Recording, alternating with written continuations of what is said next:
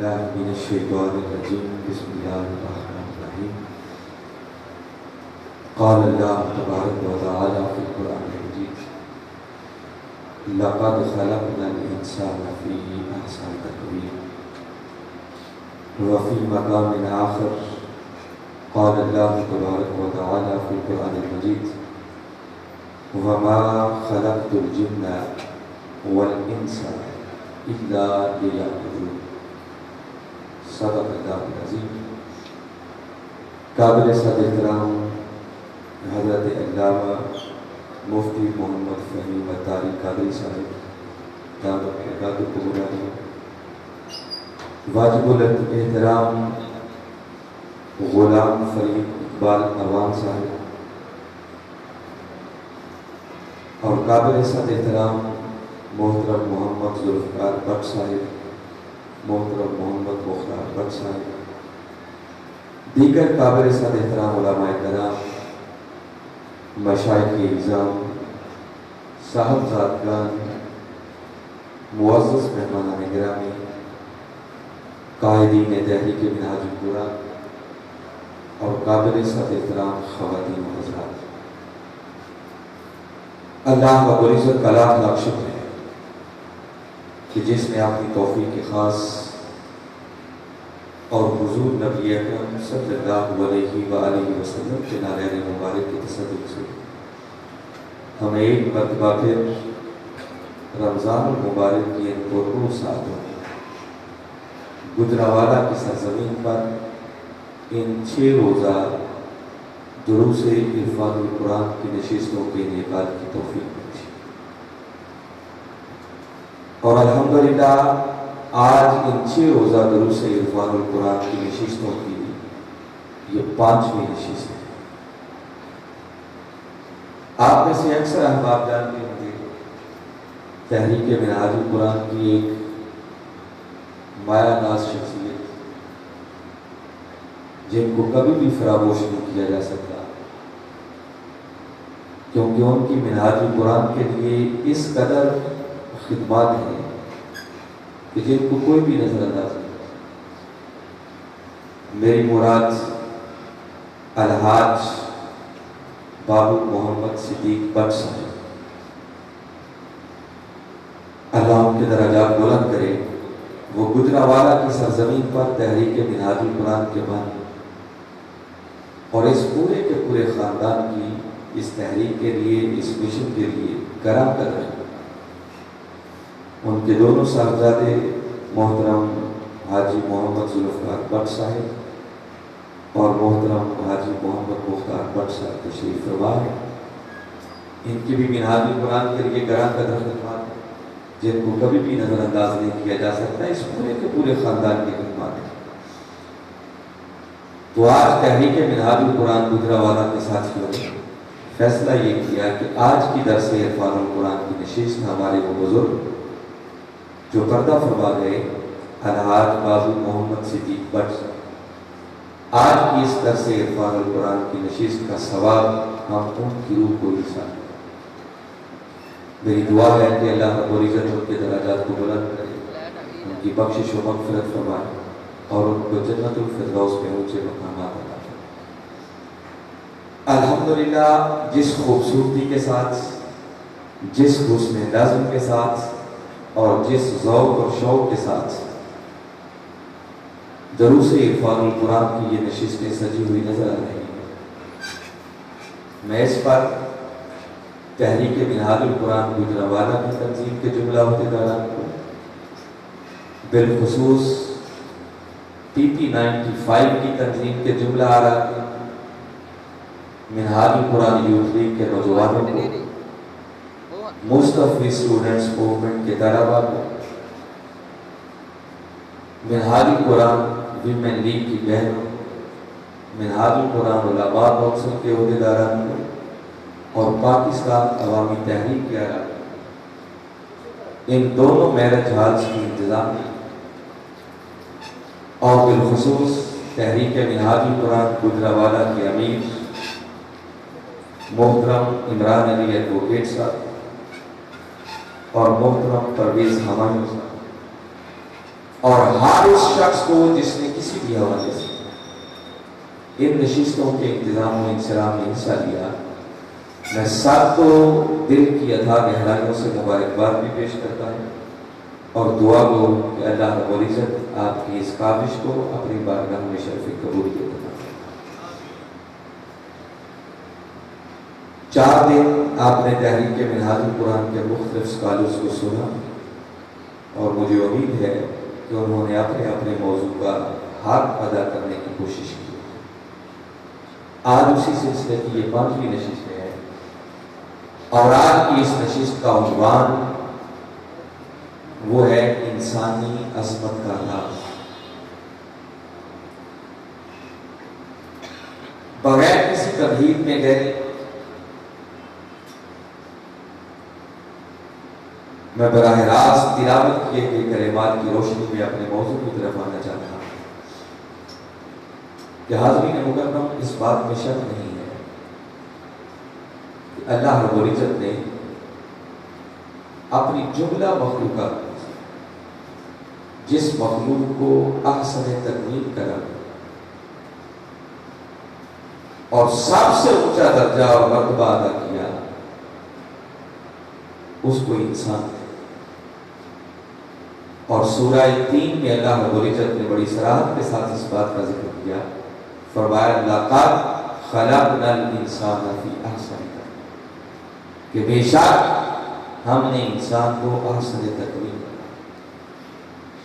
اشرف المخلوقات قرار دیا۔ یہی وہ انسان ہے جس کو اللہ رب العزت نے مسجود ملائک دیا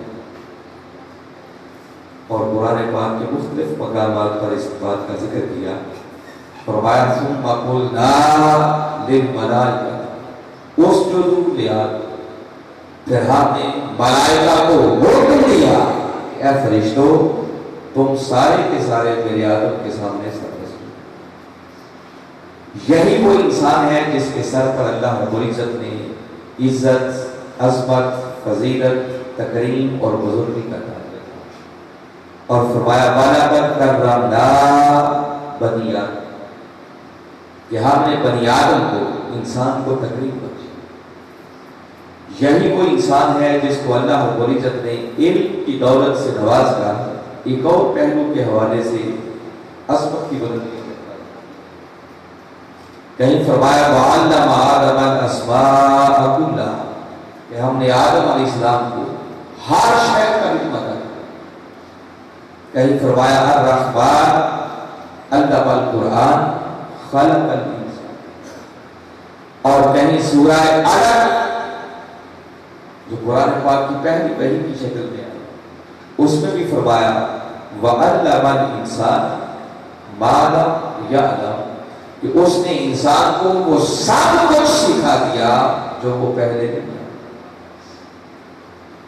اور اسی انسان کی عظمت کا اگر اندازہ لگانا ہو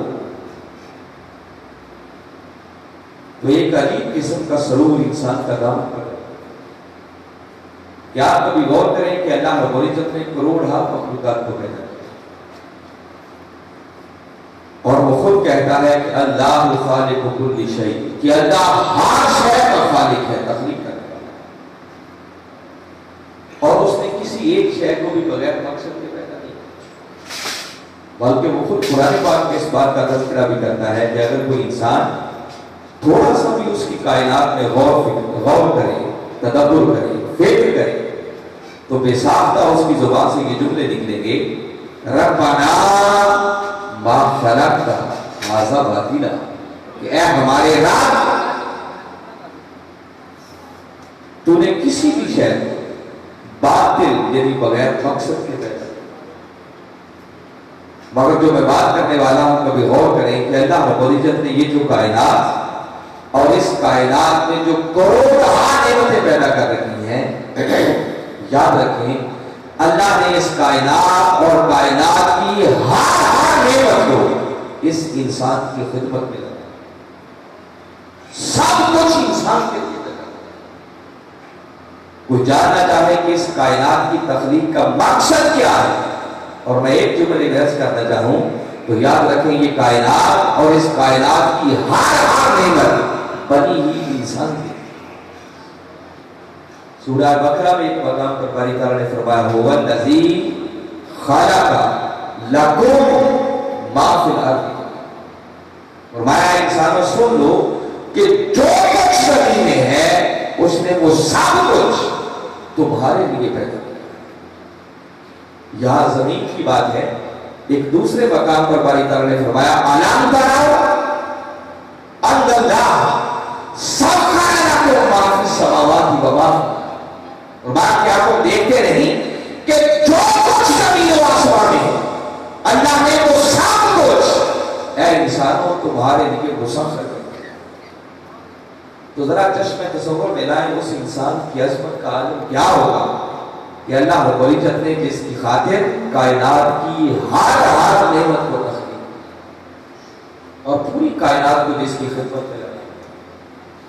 اور ایک جملہ اور بھی ایڈ کرنا چاہوں گا کہ پھر ذرا چشم تصور میں لائیں کہ اس انسان کی عظمت کا عالم کیا ہوگا کہ اللہ رب العزت نے اپنے محبوب اور ہمارے آقا وجہ تخلیق کائنات حضرت محمد مصطفیٰ صلی اللہ علیہ وسلم کو بھی جس مخلوق میں بھیجا وہ بھی یہی انسانیت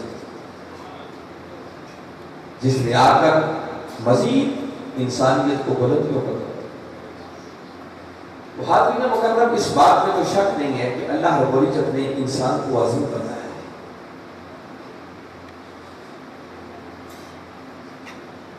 مگر میں نے جتنی یہ مختلف اینگل سے انسان کی عظمت کی کچھ تذکرے کیے اگر غور کیا جائے تو ان میں سے کسی حوالے سے بھی انسان کی کسی اپنی کوشش اور کاوش کا عمل دخل نہیں.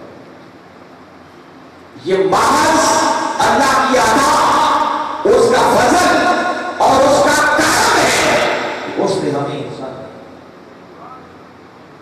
اگر وہ ہمیں کسی اور مخلوق میں پیدا کر دیتا تو کیا ہمارا کوئی ضرور تھا؟ اگر اس نے ہمیں انسان بنا کر ان بلندیوں پر فائز کر دیا تو اس میں ہماری کوئی تیر مارنے والی بات. تو عظیم ہونا یہ بھی ایک کمال ہے کہ اللہ نے عظمت کو رکھا ہے.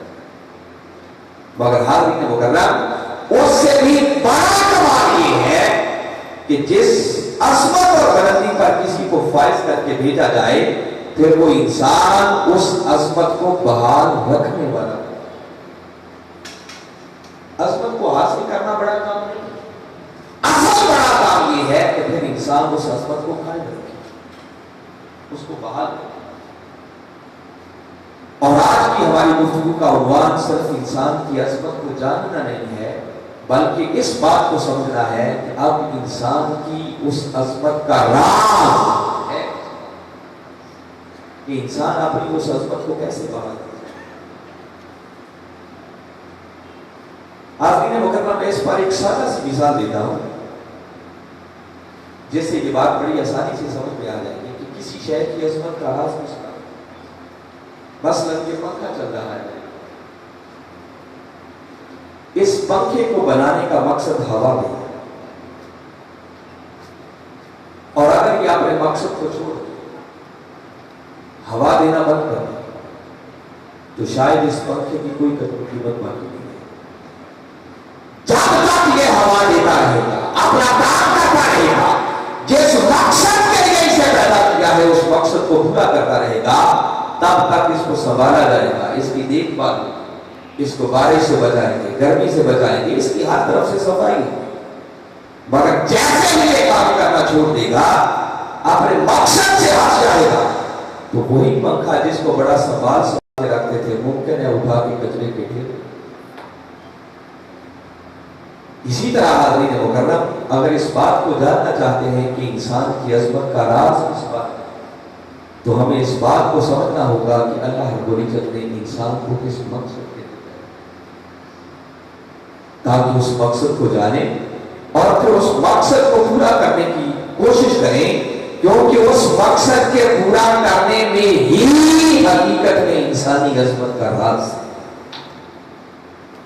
اب اس مقصد کو ہم پورا نہ کر پائے تو اللہ نے تو ہمیں عظمتوں پر فائز کیا, اس بات میں شک نہیں, مگر اس نے سورہ تین کی اگلی ہی آیت میں 7 پر یہ بھی فرما دیا.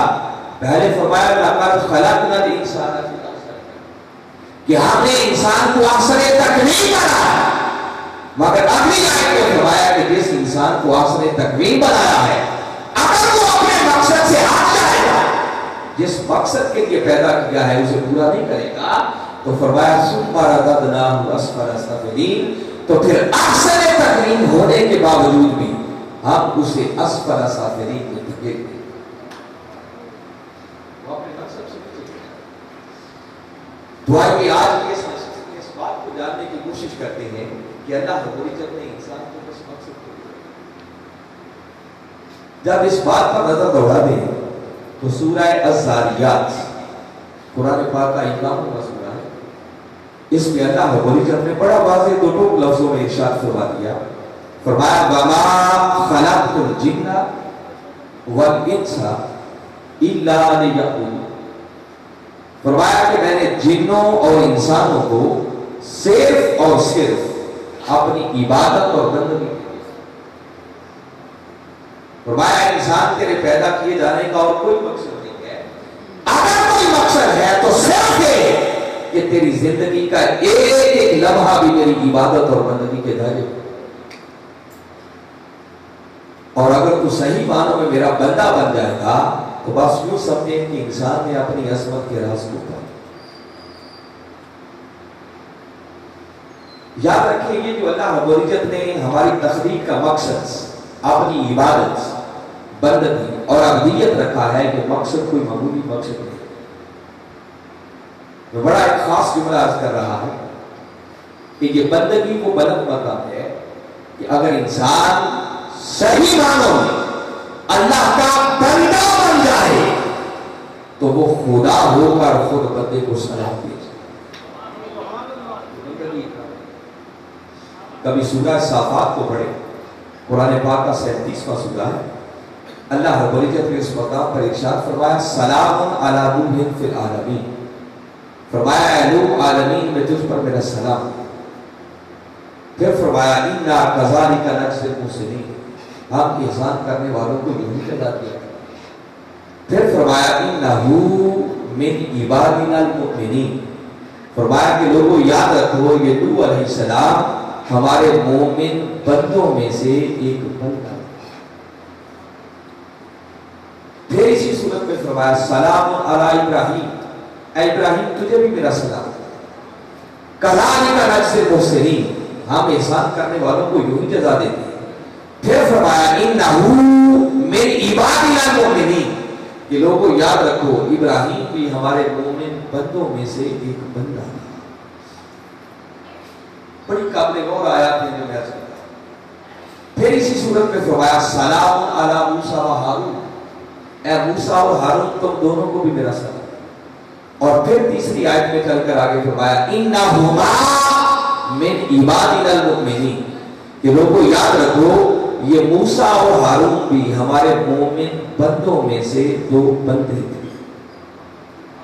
پھر اسی صورت میں فرمایا سلام علی الیاس، اے الیاس تجھے بھی میرا سلام۔ انا کذالک نجزی المحسنین، اور پھر فرمایا انہ من عبادنا المؤمنین، کہ لوگوں الیاس بھی ہمارے مومن بندوں میں سے ایک بندہ۔ اگر اتنی آیات پر رک کے غور کریں، اللہ رب العزت نے کچھ بندوں کو سلام دی کہ اے نوح تجھے بھی میرا سلام، اے ابراہیم تجھے بھی میرا سلام، اے موسیٰ اور ہارون تم دونوں کو بھی میرا سلام، اے الیاس تجھے بھی میرا سلام۔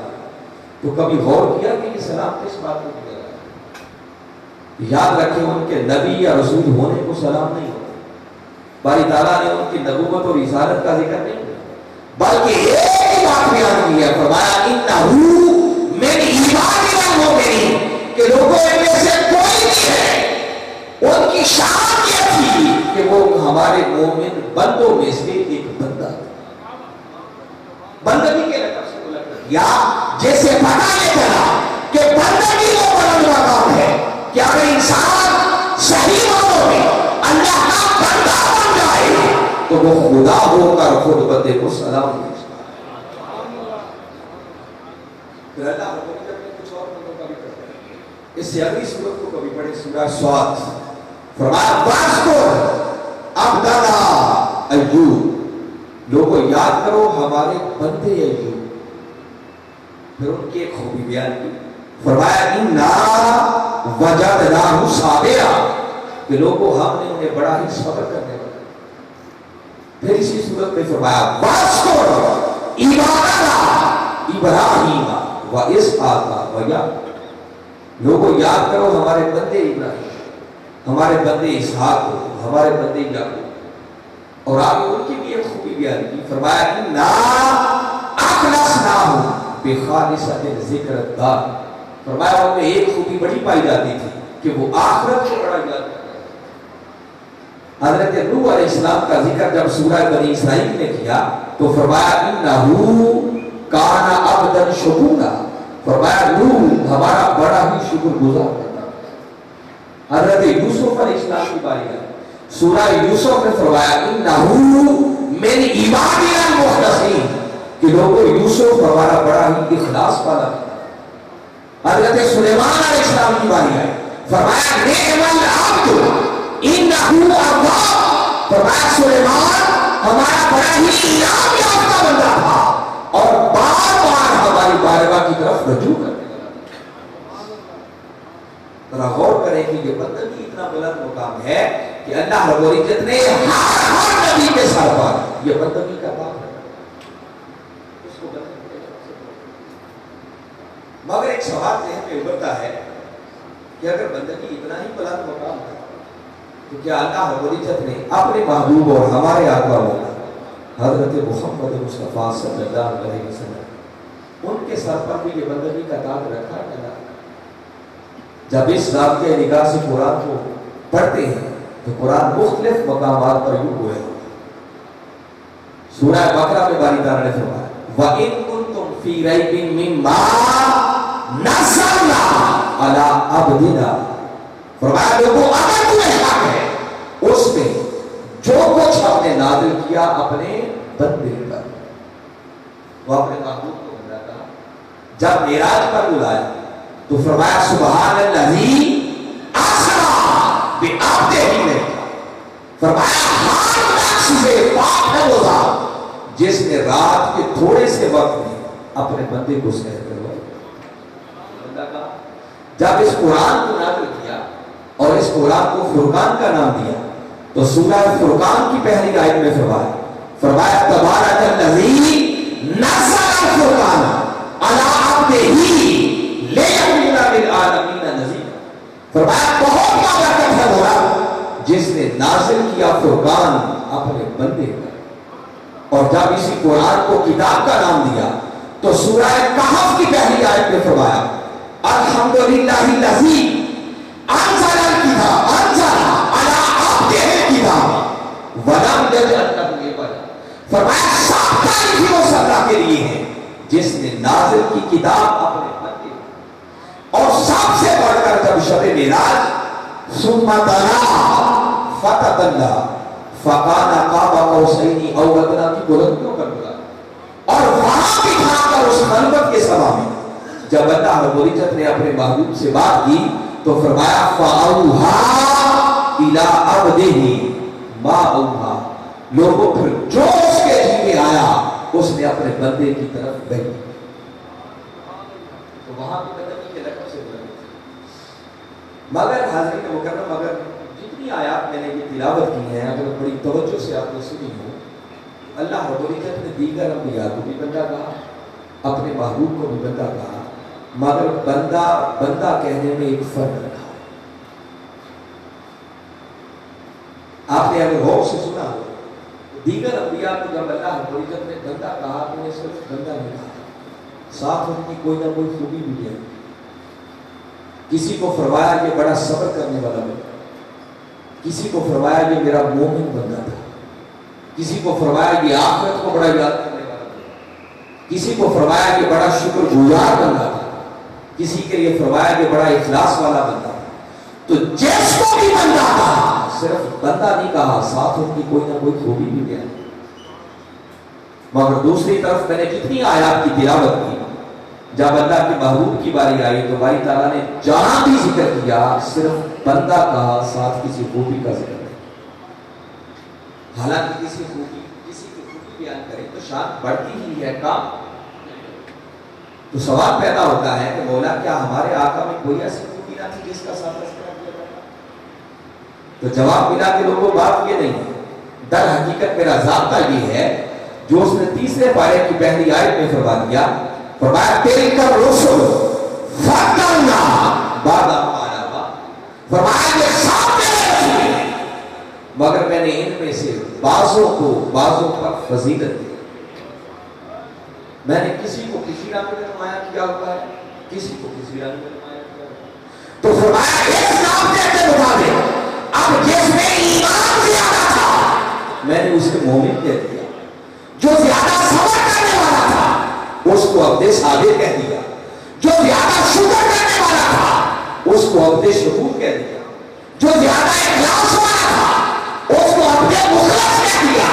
گویا جس میں جو خوبی زیادہ تھی اسے اس کے ساتھ مختص کر دیا، مگر فرمایا کہ لوگوں اب رسولوں میں ایک رسول ایسا بھی آیا کہ جس کا ایمان بھی کمال پر تھا، جس کا صبر بھی کمال پر تھا، جس کا شکر بھی کمال پر تھا، جس کا اخلاص بھی کمال پر تھا، ارے جس میں دنیا جہان کی ہر خوبی تھی اور ہر خوبی ایک سے بڑھ گئی۔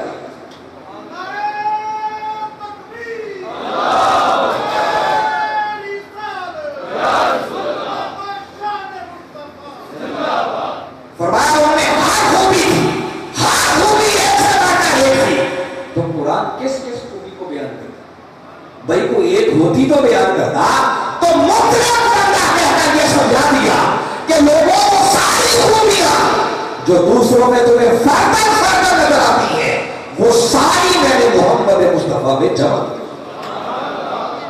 آؤ اگر آپ کے کامل دیکھنا چاہتے ہو تو میرے محبوب محمد مصطفیٰ کا نظارہ، اور اس لیے بھی کسی ایک آدھ خوبی کا تذکرہ نہیں کیا، یا اگر کوئی ایک آدھ خوبی بیان کر دی جاتی تو ممکن ہے کوئی من چلا یہ سمجھتا کہ شاید یہی ایک پائی جاتی ہے اور کوئی پائی جاتی ہے۔ وہ میرے آقا کی شان کو مقید کرنا چاہتے، محبوب کرنا چاہتے، تو فرمایا میں نے ایک آدھ خوبی بیان کر کے اپنے محبوب کی شان کی کو حد بندی نہیں کی، بلکہ مطلق بندہ کہہ کر اس بات کا اعلان کر دیا ہے کہ لوگوں وہ ساری خوبیاں جو دوسروں میں تمہیں فردن فردن نظر آتی ہیں ارے انہیں تو ملی بھی محمد مصطفیٰ کے صدقے سے۔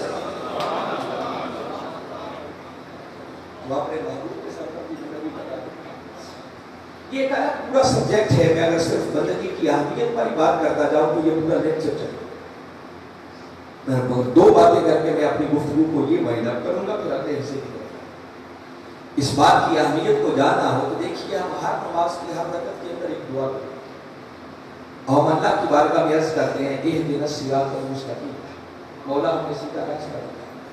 کبھی آپ نے سوچا وہ سیدھا راستہ کیا؟ سورہ یاسین میں باری تعالیٰ نے جواب دیا، فرمایا اَنِعْبُدُونِی ھَذَا صِرَاطٌ مُسْتَقِیمٌ، فرمایا لوگوں میرے بندے بن جاؤ، بس یہی تو صراط مستقیم، میری عبادت کرنے والے۔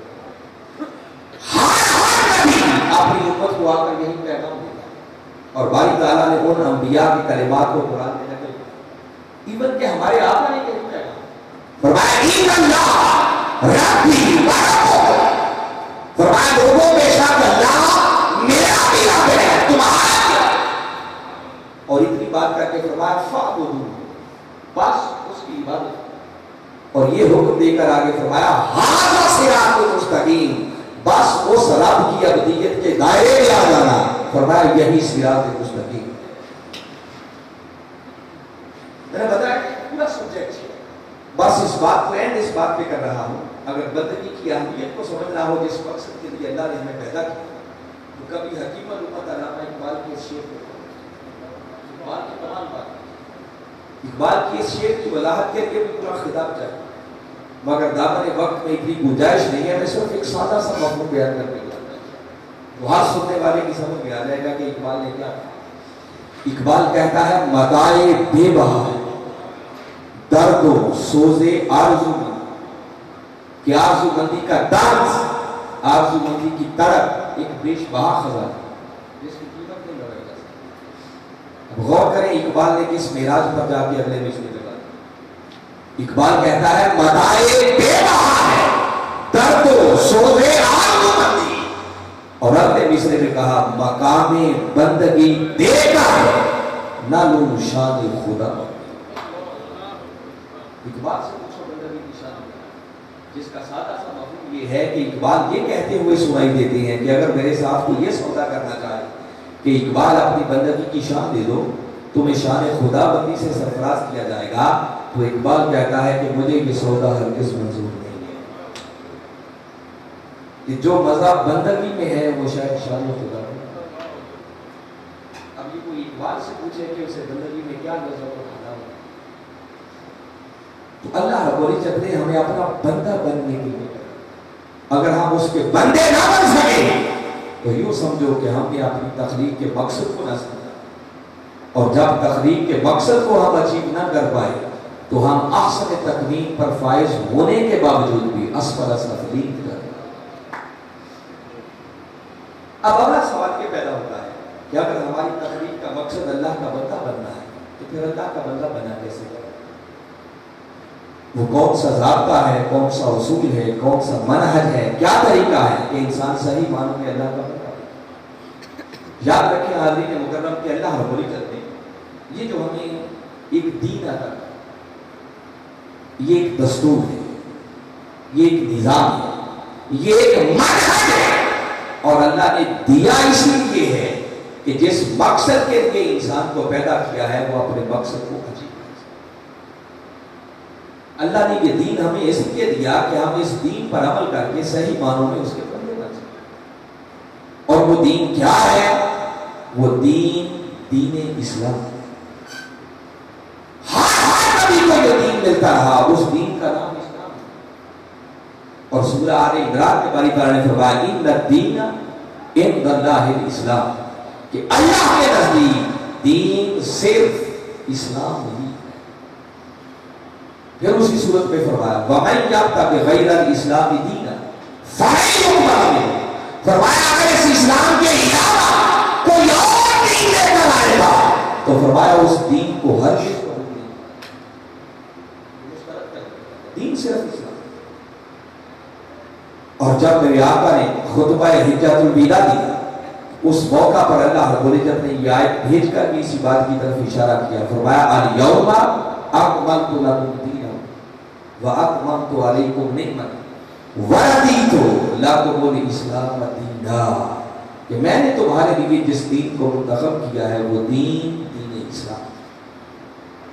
یہ اسلام اور یہ دین اللہ نے ہمیں دیا اس لیے ہے تاکہ اس کے تحت ہم صحیح معنوں میں اس کے بندے. اب اس دستور کو، اس نظام کو، اس دین کو چھوڑ کر کوئی اس کا بندہ نہیں کر سکتا. آئیے آپ ذرا یہ سمجھنے کی کوشش کرتے ہیں کہ وہ نظام جو اللہ نے دیا جس کا نام اسلام رکھا وہ اسلام کیا ہے. یاد رکھیں یہ جزیات میں جانے کا وقت نہیں. ایک نشست کے اندر میں آپ کو کل دین سمجھا دوں گی کسی صورت میں.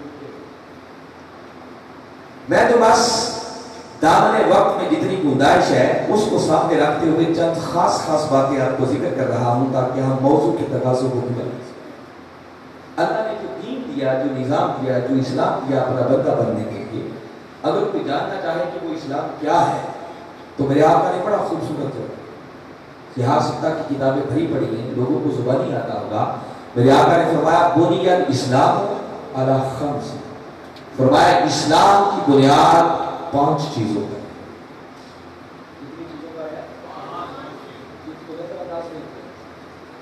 انہی 5 چیزوں کو پلرز آف اسلام کہتے ہیں، اسلام کے ارکان کہتے ہیں، دین کے ستون کہتے ہیں، جن میں سب سے پہلے نمبر پر توحید و رسالت کی گواہی ہے. اسی کو ایمان کہتے ہیں. الحمدللہ اس پر جتنا بھی اللہ کا شکر ادا کریں میں سمجھتا ہوں کم ہے کہ اس نے ہمیں مسلمانوں کے گھر پیدا کر دیا اور ہمیں یہ ایمان وراثت میں. اور یاد رکھیں یہ جو آج ہم مومن بنے بیٹھے ہیں نا، اس میں بھی کوئی ہمارے تیر مارنے والی بات نہیں. یہ بھی محض کی عطا ہے، اس کا کرم ہے، اس کا فضل ہے کہ اس نے ہمیں ایمان دیا. اب اس کے بعد کرنے کے کام 4 ہیں جو اس مذہب کا کرے گا. توحید و رسالت کی گواہی دینے کے بعد اسلام کا اگلا رکن وہ نماز کا قائم کرنا. اب میں یہ ذکر بھی کروں گا بڑا اجمالاً چلتے چلتے، اور ساتھ ساتھ ذرا ہم انالیسس بھی اپنا کرتے چلے جائیں کہ ہم کتنا آج اللہ کی بندگی کی انتقال کو پورا. ایمان کے بعد پہلا رکن وہ نماز کا قائم کرنا. اور جس کثرت کے ساتھ اللہ رب العزت نے قرآن کے اندر نماز قائم کرنے کا حکم دیا ہے، شاید کوئی اور کام کرنے کا حکم. بار بار الفاظ ملیں گے، اقیموا الصلاۃ اقیموا الصلاۃ، الفاظ بدل بدل کر مختلف پیرائی کے اللہ رب العزت نے اس نماز کی اہمیت. سورہ بقرہ میں فرمایا الف لام ذالک الکتاب لا ریب فیہ ھدی للمتقین. فرمایا کہ قرآن وہ عظیم کتاب ہے جس میں کسی شک کی گنجائش نہیں، اور یہ ہدایت ہے متقیوں. سوال پیدا ہوگا وہ متقی کون ہے؟ فرمایا جاننا چاہتے ہو متقی کون ہے جن کو ہدایت ملتی ہے؟ تو فرمایا الذین یؤمنون بالغیب. فرمایا متقی وہ ہیں جو بن دیکھے مان جاتے ہیں. غیر کا ایمان وہ توحید و رسالت کی گواہی، ایمان کی جزیات آ گئی. اب اس ایمان کے بعد تقویٰ کی راہ پر چلنے کے لیے پہلی شرط جس کا اللہ رب العزت نے ذکر کیا، فرمایا جاننا چاہتے ہو متقی کون ہے؟ فرمایا وَيُقِيمُونَ الصَّلَاةَ، ایمان کے بغیر کے بعد پھر وہ نماز قائم کرے. نماز قائم کیے بغیر کوئی انسان تقویٰ کی راہ پر ایک قدم نہیں چل سکتا. کبھی سورہ مومنون کو پڑھیں، قرآن پاک کا 23واں سورہ ہے، اور باری تعالیٰ نے آغاز میں ایک بات کی، فرمایا قد افلح المؤمنون، تحقیق فلاح پا گئے، ایمان پا گئے، مومنین کامیاب ہو گئے. انسان بڑا خوش ہوا کہ شاید ہر مومن کو کامیابی کی ضرورت ہے کہ جس نے بھی کلمہ پڑھ لیا بس اللہ رب العزت نے ڈگری عطا کر دی کہ وہ کامیاب ہو گئے. نہیں، باری تعالیٰ نے ہر مومن کی کامیابی کی بات نہیں کی، بلکہ اتنی بات کر کے قد افلح المؤمنون کہ تحقیق فلاح پا گئے، کامیاب ہو گئے ایمان والے. مگر کون سے ایمان والے؟ ساتھ ہی اگلی آیت میں فرمایا الذین ہم فی صلاتہم خاشعون. فرمایا فلاح ایمان والوں کو ملے گی جو اپنی نمازوں کے اندر خشیت ہے. آج خشیت پیدا کرنا تو بڑی دور کی بات ہے. ہم تو وہ ہیں جنہیں 5 وقت کی نماز کی تو کیسے اپنی عصمت کے راز کو پا سکتے ہیں؟ کس منہ سے اس کا بندہ بننے کی بات ہے؟ جنہوں نے بندگی کا حق ادا کیا، ذرا غور کریں، باری تعالیٰ نے ان کی پہچان بیان کی. سورہ فرقان کو پڑھیں، فرمایا وعباد الرحمن. فرمایا جاننا چاہتے ہو رحمان کے بندے کو؟ فرمایا الذین یمشون علی الارض ہونا وَإِذَا خَاطَبَهُمُ الْجَاهِلُونَ قَالُوا السَّلَامَ. فرمایا ان کی پہلی پہچان یہ ہے کہ وہ اللہ کی زمین پر اکڑ کر نہیں چلتے، عاجزی اور انکسار کے ساتھ. کبھی جاہلوں سے واسطہ پڑ جائے تو الجھتے نہیں، انہیں سلام کہہ کے گزر جاتے. اب اگلی بات سمجھ جو باری تعالیٰ نے پہچان کیا. فرمایا میرے بندے وہ ہیں وَالَّذِينَ يَبِيتُونَ لِرَبِّهِمْ سُجَّدًا وَقِيَامًا، کہ جب وہ عبادت کے لیے میری بارگاہ میں حاضر ہوتے ہیں تو کبھی ساری رات ان کی سجدے میں بیت جاتی ہے، کبھی قیام میں بیت جاتی ہے. اندازہ کریں ہماری راتیں کا. پوچھئے سیدہ کائنات فاطمہ الزہرا رضی اللہ عنہا، سردیوں کی طویل راتیں ہوتی، اپنے مولا کے حضور جب عبادت کے لیے حاضر ہوتی تو ایک ہی سجدہ اتنا لمبا ہوتا کہ مؤذن صبح فجر کی اذان، جب اذان کی آواز کانوں میں پڑتی تو ایک ساتھ بار کا سجدے سے سر اٹھاتے اور عرض کرتے کہ مولا تم نے کتنی چھوٹی راتیں بنائی کہ تیری فاطمہ جی بن کے ایک سجدہ کرتا. وہ لوگ تھے جنہوں نے اللہ کا بندہ. تو نماز کا قائم کرنا یہ اس بندگی کے لیے پہلی شرط. پھر اس دین کا اگلا رکن جو میرے آقا نے بیان کیا وہ زکوٰۃ کا ادا. اور قرآن میں اکثر مقامات پر جہاں نماز کی بات ہے ساتھ ہی زکوٰۃ کی ادا. اقیموا الصلاۃ وآتوا الزکاۃ، نماز قائم کرو اور زکوٰۃ. ذرا اس پہلو سے بھی دیکھ لیں کہ آج ہم میں سے کتنے ہیں جو سال کے بعد اپنے مال کا حساب کر کے زکوٰۃ. انتہائی غفلت ہے اس رکن پہ. ہم زکوٰۃ دیتے بھی نہیں اور ہمارا زمین اندر سے جھنجھوڑ کرتے ہیں. رمضان کا مہینہ ہونا انسان روزہ نہ رکھے تو انسان کا ضمیر کچھ نہ کچھ ملامت ضرور ہے. کیسا بندہ ہے کہ تجھے روزہ رکھنے کی بھی تو ہوئی؟ انسان نماز نہ پڑھے تو کچھ نہ کچھ ملامت اندر سے ضرور ہے. مگر زکات ایک ایسا رکن ہے کہ ہم دیتے بھی نہیں ہیں، ضمیر جھنجھوڑ کر. حالانکہ حاضرین مکرم زکات دینے سے مال کم نہیں ہوتا بلکہ بڑھتا. تفصیلات میں جانے کا وقت نہیں ہے. یہ ایک ایک چیز پورے خطاب کا تقاضا کر رہی ہے. مگر میں آج کا آپ کو ایک بڑی معراج تک لے کے جانا چاہتا ہوں. ابھی تو میں جیسے یہ چند باتیں جو عرض کر رہا ہوں، یہ میری گفتگو کا ماحصل نہیں ہے. اصل گفتگو آگے آ رہی ہے جس کی طرف آپ کو لانا چاہتا ہوں. بڑی توجہ سے انہماک سے سنیں کہ ہم اللہ کے بندے بن کیسے کریں. یاد رکھیں جو شخص مال جمع کرتا ہے اس کا حق ادا نہیں کرتا، زکات نہیں دیتا، اللہ کی راہ میں خرچ نہیں کرتا. اللہ رب العزت نے سورہ توبہ کے اندر ایک وعید سنائی. فرمایا والذین یکنزون الذھب والفضة، وہ لوگ جو سونے چاندی کے ڈھیر اکٹھے کرتے ولا ينفقونها فی سبیل اللہ، اور پھر اللہ کی راہ میں خرچ نہیں کرتے، زکات نہیں، ان کو عذاب کی خوشخبری سنائی. اور اگلی آیت میں ایک بڑی خاص بات باری طرح رہے گی. فرمایا سن لو جو مال کا حق ادا نہیں کرتے، جو کے جمع کر کے رکھتے، فرمایا یوم یحمى علیہ فی نار جہنم فتقوی بها جباہہم وجنوبہم وظہورہم.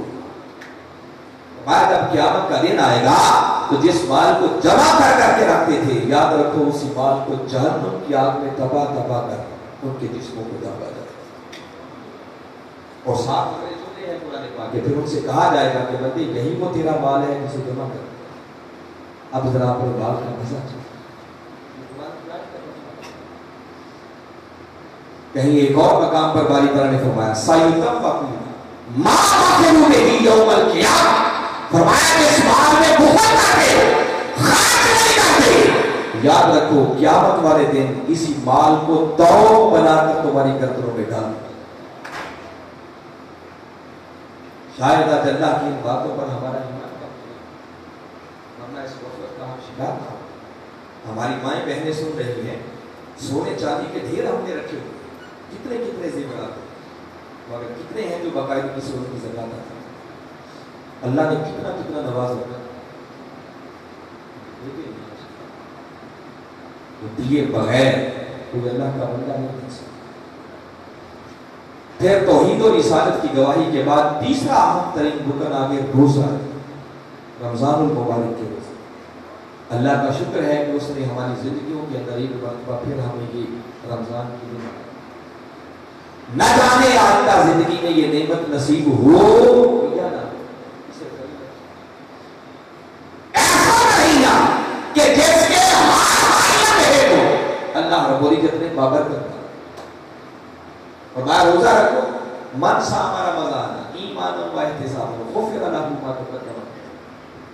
فرمایا جس نے ایمان کی حالت میں روزہ رکھا جملہ تقاضوں کو پورے کرتے ہوئے، فرمایا اس روزے کے صدقے اس کے پچھلے سارے گناہوں کو بخش دیا. کہیں فرمایا من قام رمضان ایمانا و احتسابا غفر له ما تقدم. فرمایا جس نے اس ماہ مبارک میں قیام کیا، مردانہ نماز ادا کی، نماز تراویح پڑھی، تہجد پڑھی، فرمایا اس قیام کے صدقے اس کے پچھلے سارے گناہوں کو بخش دیا. آپ سحری کریں، میرے آقا نے ارشاد فرمایا تساہلوا فإن فی السحور برکۃ. فرمایا لوگوں سحری کیا کرو کہ سحری کا ہر حق اللہ نے تمہارے لیے بابرکت. اللہ کی نعمتوں سے بھی متمتع ہوتے ہیں اور ساتھ کہیں اس ماہ مبارک کی فضیلت بیان کرتے ہوئے آقا نے فرمایا کہ یہ وہ مہینہ ہے جس میں کوئی نفل ادا کرے تو فرض کا ثواب، اور ایک فرض ادا کرے تو اسے 70 فرائض کا اجر.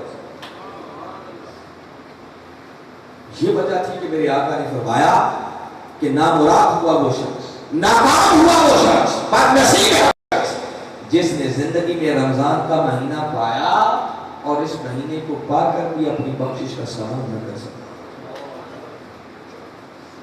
مگر دیکھ لیں ہم میں سے کتنے ہیں جو رمضان کے روزے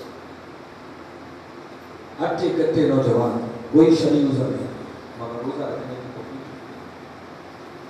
اللہ اپنے بندوں پر تنگیاں نہیں چاہتا، آسانیاں چاہتا۔ دیکھیں نا رمضان کا مہینہ شروع ہوا، اس نے رمضان کا استقبال ہی رینی سیزن بارشوں کے ساتھ کیا۔ آپ اس کی طرف بڑے تو صحیح کر دیکھیں، وہ آپ کے لیے کتنی آسانیاں پیدا کرتا ہے۔ اور کبھی روزہ رکھ کر دیکھیں، پھر اللہ روزہ رکھنے کا صبر اور ہمت اور استقامت کیا۔ یہی مہینے ہیں، گرمیوں کے دن تھے، صبح آپ بھرپور ناشتہ کر کے جاتے ہیں اور 2-3 بجے کھانا نہ کھائیں تو انسان کا سر درد کرنا شروع کرے، مگر یہ اس کا کتنا کرم ہے کہ سحری کے وقت کھانا کھاتے ہیں، شام 7 بجے تک 16 گھنٹے گزارتے ہیں۔ جس کا کرم آپ آئیں تو صحیح اس کی طرف دیکھیں، وہ آپ کی راہ کیسے آسان ہے۔ تو رمضان کے روزے رکھنا یہ اگلا عمل ہے۔ اور پھر چوتھے نمبر پر توحید و رسالت کی گواہی دینے کے بعد جو رکن ہے وہ بیت اللہ کا حج کرنا۔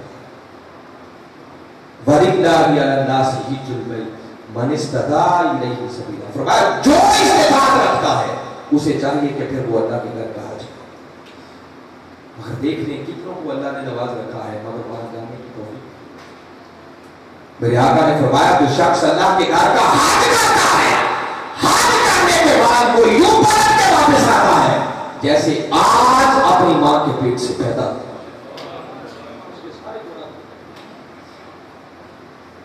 پھر اس سے بڑی سعادت کیا ہے کہ انسان کو آقا کی بارگاہ اقدس میں حاضری کا شرف ملے۔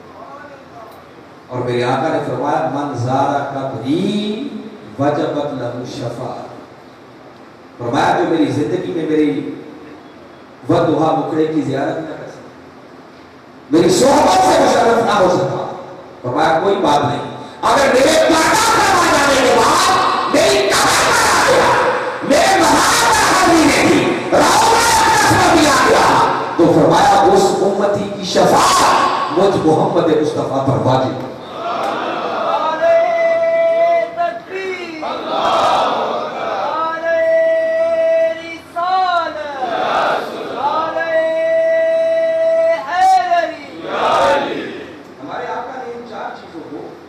اور 5ویں توحید اور رسالت کی گواہی، اس کو اسلام کی بنیاد پہ۔ تو مجھے بتائیں بنیادوں کے بغیر کوئی ہمارے تعلیم ہو سکتی ہے؟ تو اگر اللہ کا بندہ بننا چاہتے ہیں تو ان چیزوں کو اپنائے بغیر، ان کا حق کے بغیر تو صحیح معنوں میں اللہ کا بندہ نہیں۔ مگر حاضرین مکرمہ اب میری گفتگو کا اہم ترین حصہ بڑی توجہ کی ضرورت ہے۔ آپ دوبارہ کبھی اس آیت کریمہ کی طرف نظر دوڑائیں جہاں باری تعالیٰ نے ہمارے پیدا کیے جانے کا مقصد فرمایا وَمَا خَلَقْتُ الْجِنَّ وَالْإِنسَ إِلَّا لِيَعْبُدُونِ۔ باری تعالیٰ چاہتے تو یہی بات ایک سادہ مثبت انداز میں کر سکتے، اہل علم لوگ اس بات کو زیادہ اپریشیٹ کریں گے، بات بڑی سادہ اور آسان ہے۔ باری تعالیٰ کو بھی فرما سکتے تھے خَلَقْتُ الْجِنَّ وَالْإِنسَ لِيَعْبُدُونِ۔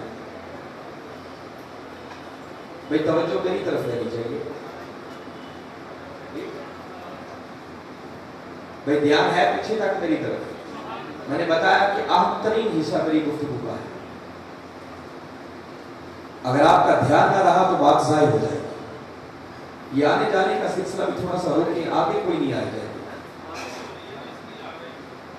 ٹھیک ہے؟ بس بیٹھے، پیچھے بارش باہر ہو رہی ہے، علامت شروع ہو، تو لہذا کوئی پریشانی کی بات نہیں ہے، آپ دھیان میری طرف۔ اب کوئی بات ضائع نہیں ہونی چاہیے، تو میں عرض یہ کر رہا تھا کہ باری تعالیٰ چاہتے تو یہی بات کم لفظوں میں ہو سکتی، یوں فرما دیا جاتا خلقت الجن والانس لیعبدون، کہ میں نے جنوں اور انسانوں کو اپنی عبادت کے لیے پیدا کیا۔ اس کا معنی یہ ہوتا کہ ہاں اللہ کی عبادت بھی کرنی ہے اور کچھ اور بھی کریں تو اس سے کوئی منع، اور باری تعالیٰ نے کیا ہی، بلکہ فرمایا ما خلقت الجن والانس، پہلے نفی کہ جنوں اور انسانوں کو پیدا نہیں کیا، اور پھر فرمایا الا لیعبدون، ہاں اگر پیدا کیا ہے تو صرف ایک مقصد کے لیے، کیا انسان تیری زندگی کا ایک لمحہ بھی تیری عبادت اور بندگی کے تابع ہے۔ عبادت یہ نہیں ہے کہ 5 وقت کی نماز پڑھیں تو وہ سمجھے کہ بندگی کہاں کر رہا ہے، جب تک ساری کی ساری زندگی عبادت نہ تب تک انسانی مقصد تخلیق ہوا. اور حاضرین مکرم یاد رکھیں جن چیزوں کو ہم عبادت سمجھتے ہیں نا، ابھی میں نے جن 4 چیزوں کا ذکر کیا ہے، نماز ہے، زکوٰۃ ہے، روزہ ہے اور حج. میں بڑا لطیف انالیسس آپ کو دے رہا ہوں. دیکھیے 5 وقت کی نماز 24 گھنٹوں میں فرض ہے اور 5 نمازوں کی کل رکعتیں اگر سنتیں اور نوافل کی ملا لیں تو یہ کل 48 رکعتیں کتنی بنتی ہیں؟ 48 رکعتوں کو پڑھنے میں کتنا وقت لگتا ہے؟ میرا خیال 1 گھنٹے سے زیادہ نہیں، اور ہم تو 20 منٹ میں نپٹا دیتے ہیں. تو 24 گھنٹوں میں آپ نے 1 گھنٹہ تو نماز پڑھی. تو سوچنے کی بات ہے کہ باقی 23 گھنٹے عبادت کیسے ہوگی؟ عبادت صرف 24 گھنٹوں میں سے 1 گھنٹہ کر کے تو مقصد ہے. زکوٰۃ 2.5% 40 کا حصہ دیتے ہیں، 100 میں سے 2.5 روپے تو زکوٰۃ چلی گئی، عبادت بن گئی. تو وہ جو بقیہ سارے سکانے بنے وہ عبادت کیسے ہوگی؟ کیا اس کی کوئی پوچھ گچھ نہیں ہوگی؟ جہاں جا کے خرچ کرتے ہیں.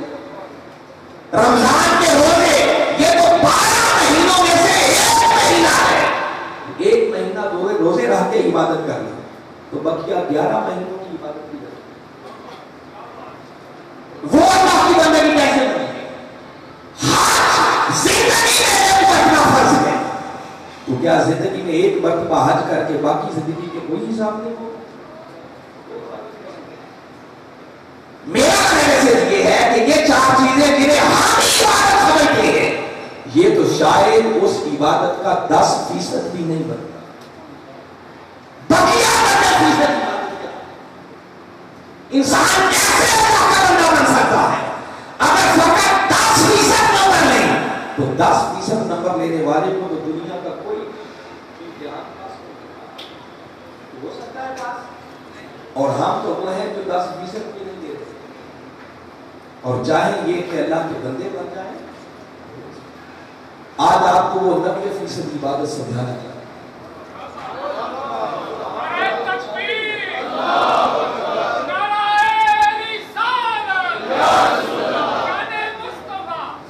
حاضرین مکرم کے 4 چیزیں جن کا آپ نے ذکر سنا، میرے آقا نے اسلام کی بنیادیں قرار دیا. ان کو حقوق اللہ کہتے ہیں. تو گویا 10% عبادت کا تعلق اللہ کے حقوق کے ساتھ ہے اور 90% عبادت کا تعلق وہ حقوق العباد.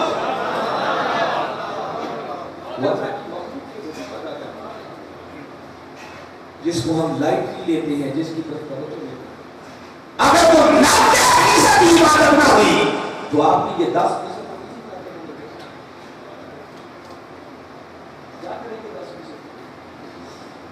آئیے. یہ جو میں نے اتنی بڑی بات کی ہے اس کو آج قرآن کی روشنی میں نے بتایا کہ اللہ رب العزت نے ہمیں اللہ کا بندہ بننے کے لیے ایک دین دیا، ایک نظام دیا، اس کا نام اسلام رکھا. ایک بڑی معروف سورت میں آپ کی گوش گزار کر رہا، سورہ ماؤن، قرآن پاک کا 30ویں پارے کا بڑا معروف سورہ ہے. اکثر سننے والوں کو یہ زبان نہیں آتا. باری تعالیٰ نے بڑی اہم بات کی، فرمایا ارائیت الذی یکذب بالدین، کہ آپ نے اس شخص کو نہیں دیکھا جو دین کو جھٹلاتا ہے،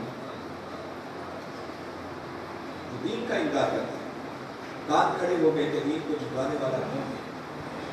بندے نے سمجھا کہ شاید آگے بیان ہوگا کہ دین کو جھٹلانے والا وہ ہے جو نماز نہیں پڑھتا، جو روزہ نہیں رکھتا، جو حج عمرہ نہیں کرتا. باری تعالیٰ نے کسی ایک بات کا بتایا، فرمایا جاننا چاہتے ہو دین کو جھٹلانے والا کون ہے؟ فرمایا فذالک الذی یدعو الیتیم ولا یحض علی طعام المسکین. فرمایا دین کو جھٹلانے والا یہ وہ بدنصیب ہے جو یتیم کو دھکے دیتا ہے اور مسکین کو محتاج کو نہ خود کھلاتا ہے نہ کھلانے کی ترغیب. فرمایا جو یتیموں کے ساتھ برداشت شفقت نہ رکھے، محتاجوں مسکینوں غریبوں فقراء کے حقوق ادا نہ کرے، فرمایا وہ نمازیں پڑھتا پھرے، وہ سب کچھ کرنے کے باوجود بھی یوں ہے جیسے اللہ کے دین کو جھٹلاتا. جس نے دین کا انکار کر دیا، مجھے بتائیں اس کی نمازیں کس طرح ہوتی ہیں؟ اس کے حج پورے قبول ہوں گے؟ اللہ کو کہہ رہا ہے کہ سمجھو اس نے کسی کا انکار کیا. حقوق العباد ہے. نیکی کا تصور اللہ رب العزت نے دیا. کبھی سورہ بقرہ کو پڑھیں، قرآن پاک کی دوسری سورت اور اس کی آیت نمبر 177 ہے. اللہ رب العزت نے اس مقام پر ایک بڑی اہم بات کی. ہم نے بھی ایک نیکی کا اپنا تصور بنا رکھا ہے اور ہم سمجھتے ہیں کہ شاید نیکی زیادہ نمازیں پڑھنے کا نام ہے، زیادہ نفل ادا کرنے کا نام. ذرا سنیں قرآن نیکی کس کو کہتے ہیں. فرمایا لیس البر ان تولوا وجوہکم قبل المشرق والمغرب. فرمایا نیکی یہ نہیں ہے کہ تم اپنے چہرے مشرق یا مغرب کی طرف کر کے خالی سجدہ ریز نہیں کرو. فرمایا نیکی یہ نہیں. اب سنو اللہ نے کیا جواب دیا، نیکی کیا ہے. فرمایا ولکن البر من آمن باللہ والیوم الآخر والملائکۃ والکتاب والنبیین. فرمایا نیکی کے لیے پہلی شرط صاحب ایمان. ایمان کی جزیات بتا دی. اللہ پر ایمان، آخرت پر ایمان، ملائکہ پر ایمان، کتابوں پر ایمان، نبیوں پر ایمان. وہ ایمان کی جزیات کے پہلا تھا. اب ایمان کے بعد اس مقام پر نیکی کا تصور دیتے ہوئے باری تعالیٰ نے پہلے نمبر پر نماز کا ذکر نہیں، روزے کا ذکر نہیں کیا، حج کا ذکر نہیں کیا، بلکہ من کے کاموں سے سنے جو باری تعالیٰ نے آگے بات کی. فرمایا نیکی کرنا چاہتی ہو، نیکی کیا ہے؟ تو فرمایا ایمان کے بعد نیکی یہ ہے وَآتَى الْمَالَ عَلَى حُبِّهِ ذَوِي الْقُرْبَى وَالْيَتَامَى وَالْمَسَاكِينَ. فرمایا نیکی یہ ہے کہ ایمان کے بعد پھر کوئی اپنا مال اس مولا کی محبت کی خاطر اس کی غریب مخلوق پر خرچ کرے.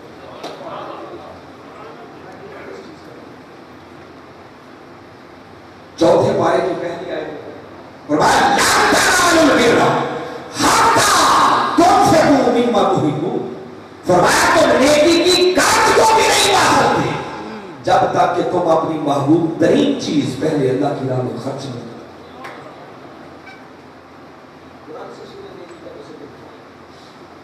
سورہ بلد 30ویں پارے کی بہت بڑی بات ہے. اللہ رب العزت نے ایک اور انداز سے بات کی. فرمایا فرمایا وہ شخص نیکی کی کھاٹی میں ابھی داخل ہی نہیں، جس کا مطلب ہے کہ اسے نیکی کی ابھی ہوا نہیں، اسے خبر ہی نہیں ہے نیکی کیا. پھر پوچھا اور تمہیں کیا خبر کہ وہ نیکی کی گھٹی کیا ہے؟ فرمایا جاننا چاہتے ہو وہ نیکی کیا ہے؟ فرمایا نیکی یہ تھی کہ میرے کسی غلام بندے کی گردن کو آزاد کرنا اور یہ کام فی یوم ذی مسغبہ یا قحط کے دن، افلاس کے دن، بھوک کے دن کسی بھوکے کو کھانا کھلا دیا جاتا. فرمایا یا کسی قریبی یتیم کے ساتھ دست شفقت رکھ دیا جاتا اور مسکین یا کسی خاک نشین مسکین اور محتاج کی حاجت کو پورا کر دیا جاتا. فرمایا نیکی. قرآن سے سنیں اللہ نے نیکی کا تصور کیا. آج ہم مسلمان بن کر، مومن بن کر بڑے فخر سے چاہتے ہیں کہ اللہ نے ہمیں ایمان کی دولت بتائی، اس کا کرم ہے. مگر آئیے ذرا اسلام ادا کرنے والی اس ہستی کی زبان اقدس سے سنتے ہیں ان کے نزدیک مسلمان کون ہے. میرے آقا نے مسلمان کی تعریف کی. فرمایا المسلم من سلم المسلمون من لسانہ و یدہ. فرمایا مسلمان وہ ہے جس کے ہاتھ اور زبان سے دوسرے مسلمان محفوظ ہو. فرمایا جو دوسروں کو سلامتی فراہم نہیں کر سکتا، اللہ کی مخلوق کے لیے سراپا پہننے عمل نہیں بن جاتا. فرمایا وہ جو کچھ بھی کرتا پھر کچھ اور تو ہو سکتا ہے مگر مسلمان نہیں ہے. ایک مقام پر میرے آقا نے 3 بار قسم کھا کر حالانکہ آقا کی ذات مبارک وہ ہے کہ جنہیں قسم کھانے کی کوئی ضرورت، اگر قسم کے بغیر بات کی جاتی تو کوئی شک تھا، مگر آقا نے ایک بار بھی نہیں 3 مرتبہ قسم. فرمایا واللہ لا یؤمن، واللہ لا یؤمن، واللہ لا یؤمن. فرمایا اللہ کی عزت کی قسم وہ مومن نہیں، مصاحب ایمان نہیں ہے، اس کا ایمان سے کوئی تعلق. قیل من یا رسول اللہ صلی اللہ علیہ وسلم، آقا کون مومن نہیں ہے؟ میرے آقا نے فرمایا وہ جس کے شر سے اس کا پڑوسی محفوظ ہے۔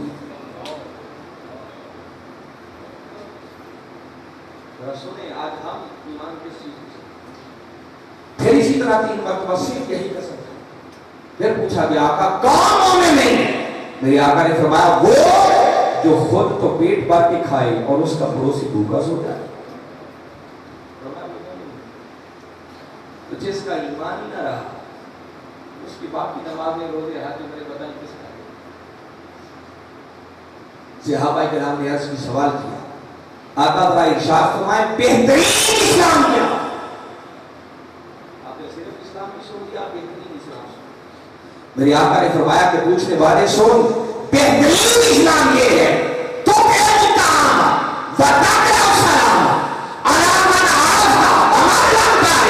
فرمایا بہترین اسلام یہ ہے کہ بھوکوں کو کھانا کھلائے اور ہار ملنے والے کو، خواہ تم اسے جانتے ہو یا نہیں جانتے، فرمایا ہار ملنے والے کو سلام کرو۔ اور اسلام ہی نہیں، اسے آقا نے بہترین اسلام کہا۔ کبھی سورہ نساء کو پڑھیں، 4تھی سورت ہے قرآن پاک کی، اس کی آیت نمبر 36۔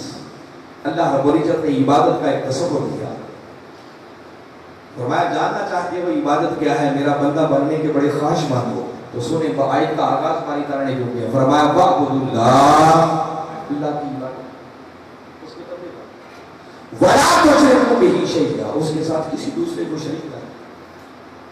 اور اتنی بات کر کے آپ غور کریں اس عبادت کی تفصیل آگے دیں گے، مگر باری تعالیٰ نے کسی نماز روزے حج کی بات نہیں کی۔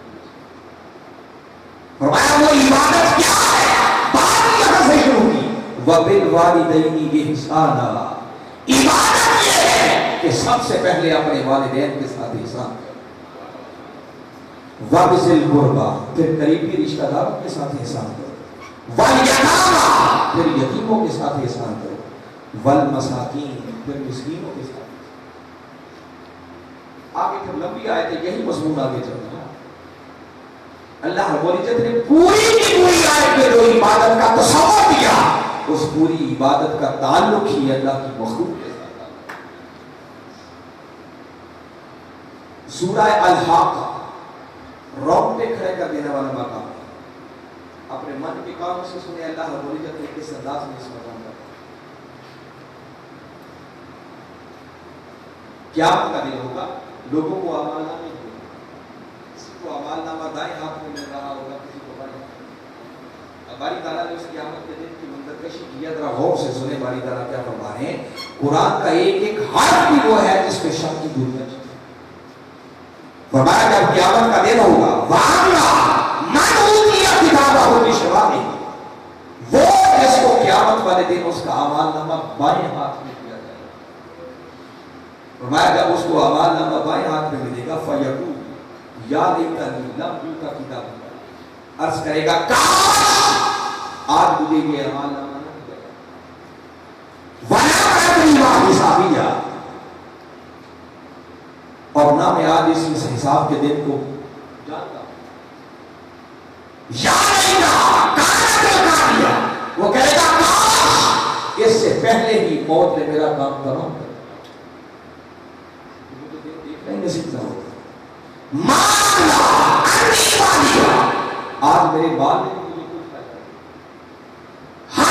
نہیں، سلطانیہ، آج میری سلطنت کی چھین لی گئی۔ یہ سارے جملے اللہ تعالیٰ نے اس کے نقل کیے۔ یہ ساری باتیں کرنے کے بعد پھر آگے ایک صدا ہے، اللہ رب العزت فرمائے گا، حکم ہوگا خذوہ، اس بدبخت کو پکڑو، فغلوہ، اور اسے موت پہ پھر اس بد نصیب کو جہنم کی آگ میں دھونک کر۔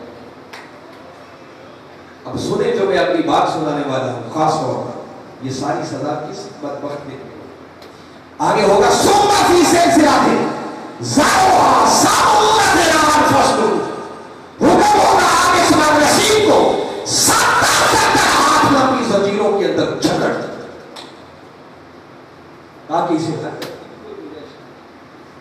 کیا میرا۔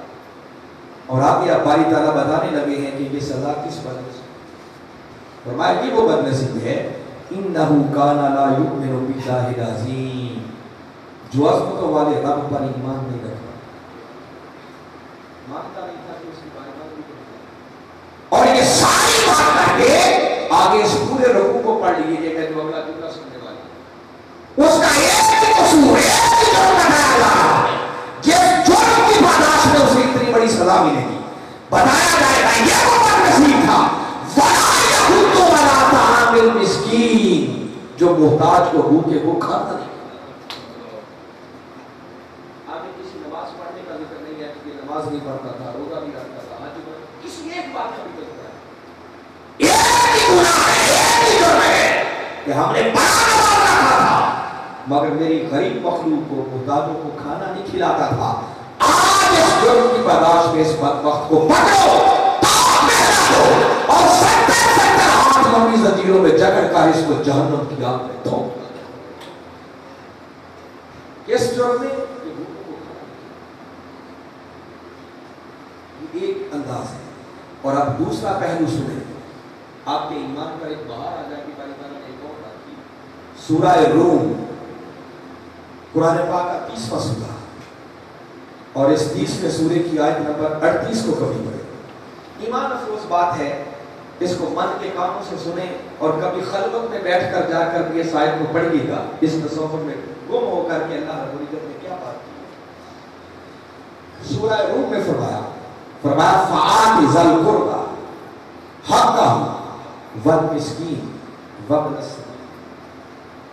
بڑی ایمان افروز بات کیا ہوتا ہے، فرمایا پس تم قریبی رشتہ داروں کا حق ادا کرو۔ دیکھتے جائیں آج ہم رشتہ داروں کے ساتھ کیا کریں، کیا کیا جھگڑے چل رہے ہیں، کیا کیا جائیدادوں کے ہو رہے ہیں اور دوسروں کے حقوق ادا کر رہے ہیں۔ فرمایا فَآتِ ذَا الْقُرْبَىٰ، قریبی رشتہ دار کا حق ادا کرو، والمسکین، مسکین کا حق ادا کرو، وابن السبیل، مسافر کا حق ادا کرو۔ 3 چیزوں کا ذکر کیا۔ اب غور سے سنیں تو باری تعالیٰ نے اگلی بات کی، فرمایا کہ یہ 3 کام کرتا ہے، ذَلِکَ خَیْرٌ، یہ اس کے لیے بڑی بھلائی کی بات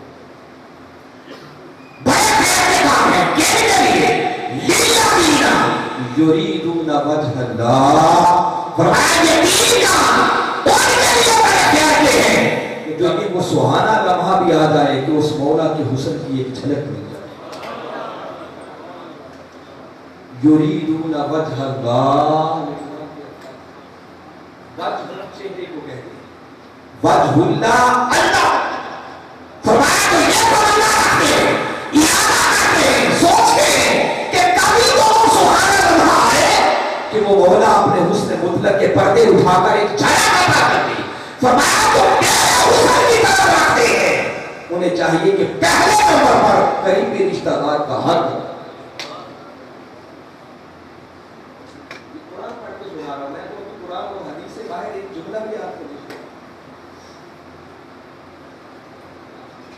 آج رسول میں ہم اپنے گریبانوں میں کھان کر دیکھیں ہمارا کتنا حق ادا کرتے ہیں میرے رشتہ دار، کتنے ہیں جو یتیموں کے ساتھ دستکشی کرتے ہیں، کتنے ہیں جو محتاجوں اور بھوکوں کو کھلاتے ہیں۔ اب اس موضوع کا تقاضا تو یہ تھا کہ میں یہ جتنے عنوانات دلوا رہا ہوں، والدین کے ساتھ احسان، قریبی رشتہ داروں کی بات، پھر مسکینوں کی بات، یتیموں کی بات، مسافروں کی بات، ایک ایک پہلو پر پورا خطاب ہے، مگر نے وقت میں اتنی گنجائش نہیں ہے اور ایک نشست پہ سب کچھ بیان کرنا ممکن نہیں ہے، صرف کنسیپٹ آپ کو دکھانا۔ اگر اتنی بات بھی ہم سمجھ گئے اور کوئی ایک شخص بھی بدل گیا تو میں سمجھوں گا آج کی نشست کا مقصد پورا ہے۔ اپنے من میں اتارو جو کچھ ہے، کتاب صرف حظ لینے کے لیے نہ سنیں۔ آج بدقسمتی ہے کہ دین کے نام پر سجنے والی محافل کا مقصد سوائے تفریح تباہ کے ہونا چاہیے۔ لوگ وقتی طور پہ انجوائے کرنے کے لیے اپنے طرز عمل کو بدلیں، کچھ دینے کی نیت لے کے آئے۔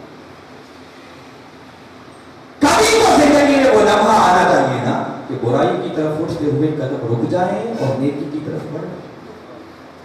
کبھی تو اب ایک سبجیکٹ پر تو گفتگو نہیں ہو سکتی، مگر میں جیسے 3-4 باتیں اب آقا کے ارشادات مبارک آپ کو سنانا چاہ رہا ہوں، اب آپ کو سمجھ آئے کہ آقا ان چیزوں کو کیسے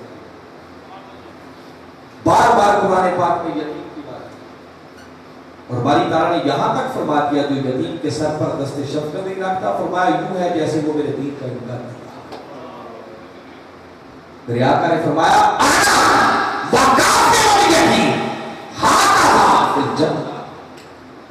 فرمایا کہ یتیم کی کفالت کرتا ہے، اس کے ساتھ دست شفقت رکھتا ہے، فرمایا جنت میں وہ میرے ساتھ یوں ہوگا جیسے ہاتھ کی دھو ہوگی۔ وَأَشَارَ بِالسَّبَابَةِ وَالْوُسْطَىٰ، آقا نے تو فرمایا وہ جنت میں میرے ساتھ کیا اس کی، میرے آقا نے فرمایا کہ روئے زمین پر بہترین گھر وہ ہے جس گھر میں یتیم ہو اور اس یتیم کے ساتھ اچھا ہو۔ آج ہم بھی کوٹھیاں بناتے ہیں، بنگلے بناتے ہیں، محلات بناتے ہیں، مگر اللہ کے رسول سے پوچھو کہ بہترین گھر کس کا ہے؟ وہ کوٹھیوں، بنگلے اور سنگ مرمر کی ٹائلوں کو بہترین گھر نہیں کہا گیا۔ فرمایا روئے زمین پر بہترین گھر وہ ہے جس گھر میں یتیم رہتا ہو اور اس یتیم کے ساتھ اچھا سلوک کیا جائے، اور پھر فرمایا کہ بدترین گھر وہ ہے جس گھر میں یتیم بھی ہو اور اس یتیم کے ساتھ برا سلوک کیا جائے، اس کو آقا نے بدترین گھر۔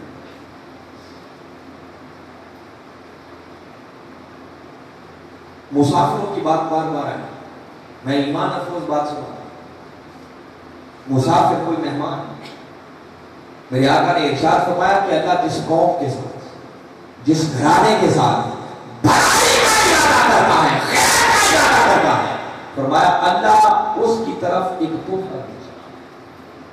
کیا کرتا ہے؟ تحفہ بھی۔ صحابہ کرام نے عرض کیا تھا تو تحفہ کیا؟ میرے آقا نے فرمایا فرمایا اللہ کا بیٹا ہوا وہ تحفہ مہمان ہے جو آقا اپنا رزق لے کر دے، وہ گھر والوں کا کچھ نہیں کرتا، فرمایا وہ اپنا رزق ساتھ لے کے آتا ہے، اس کے صدقے اللہ گھر والوں کو بھی دیتا ہے، فرمایا وہ جو اللہ تحفہ بیٹا ہے مہمان ہے جو اپنا رزق کے ساتھ آتا ہے، اور جب وہ چلا جاتا ہے تو اس مہمان کے صدقے اللہ سارے گھر والوں کی بخشش کرتا ہے۔ آج اندازہ کر رہے ہیں ہمارے گھر مہمان آ جائے تو ماتھے پہ بل۔ ایک یہودی تھا، میرے آقا کی بارگاہ اقدس میں حاضر ہوا، صحابہ کرام بیٹھے ہیں، میرے آقا نے صحابہ کرام سے فرمایا مہمان آ رہا ہے، مسافر، اپنے اپنے گھروں کو لوٹ جاؤ، جس کے گھر میں جو کھانے کا ہے لیا ہوتا ہے مہمان۔ اب صحابہ کرام ہماری طرح جوڑ جوڑ کے رکھنے والے تو نہیں تھے، بارگاہ مصطفیٰ سے براہ راست فیض لینے والے۔ توکل کا عالم یہ تھا کہ دوسرے وقت کا کبھی بجا کے رکھنا، ہر کوئی خالی ہاتھ واپس آ گیا، آقا کوئی ایسی چیز نہیں ملی جو اس مہمان کو پیش کرے۔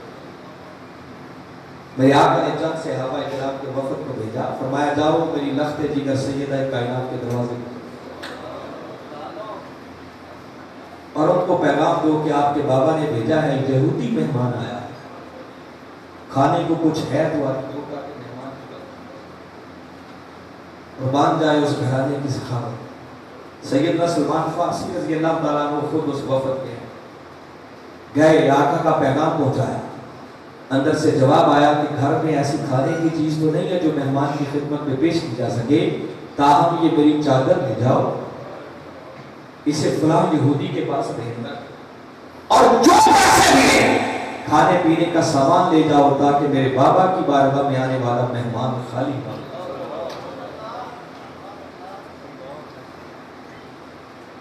جس کو اونچے درجات ملے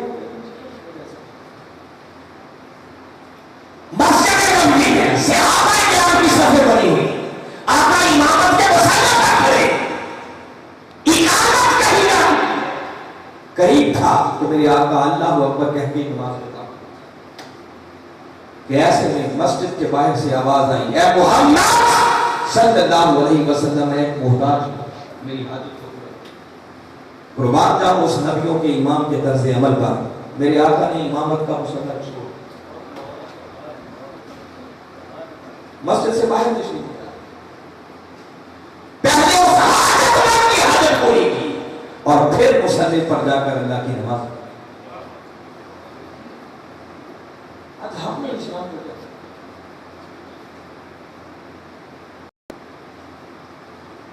مسکین کی حاجت کو پورا کرنا، یہ تو معمولی عمل ہے، بار بار باری تعالیٰ نے اس کا پوچھے نا انہی ہستیوں کا حال، مولائے کائنات علی شیر خدا اور سیدہ کائنات فاطمہ الزہرا رضی اللہ عنہا، ان دونوں ہستیوں نے اپنے شہزادوں کی شفاعت کے لیے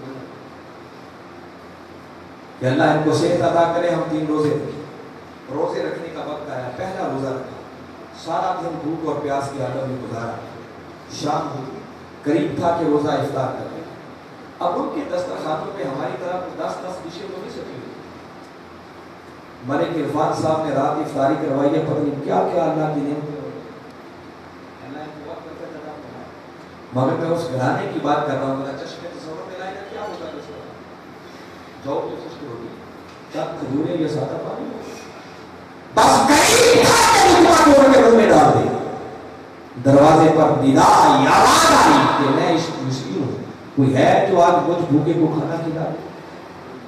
دونوں ہستیوں نے ایک دوسرے کی طرف دیکھا اور فیصلہ کیا کہ آج کا کھانا اس مسکین کو دے دیتے ہیں، خود خالی پانی سے افطار کرتا ہے۔ کھانا اٹھایا مسکین کو، پھر دوسرے دن روزہ رکھا، سارا دن بھوکے اور پیاسے ہوئے، شام ہوئی، قریب تھا کہ روزہ افطار کر دے، پھر آواز آئی میں ایک یتیم ہوں، کئی دنوں سے بھوکا ہوں، کوئی ہے جو آج مجھے کھانا کھلا دے۔ دونوں ہستیوں نے دوسرے دن کا کھانا اٹھایا اور اٹھا کر اس یتیم کو دیا، پھر خالی پانی سے تیسرا دن روزہ رکھا، پھر شام ہوئی، افطار کا وقت آیا، پھر اللہ اپنے بندوں کا امتحان بھی دیتا ہے، پھر دروازے پر ندا آئی میں ایک اسیر ہوں، کہتی ہوں کوئی ہے جو آج مجھے کھانے کے لیے دے دے۔ دونوں ہستیوں نے تیسرے دن کا کھانا اٹھایا، اس قیدی کو دیا، اور جب تینوں دن کبھی مسکین کو، کبھی یتیم کو، کبھی قیدی کو دیتے رہے، خود خالی پانی سے افطار کرتے رہے، تو اللہ کو ان کی یہ ادا اتنی پسند آئی کہ اللہ رب العزت نے اپنے ان بندوں کے اس عمل کو آسمانوں سے قرآن بنا کے نازل فرمایا۔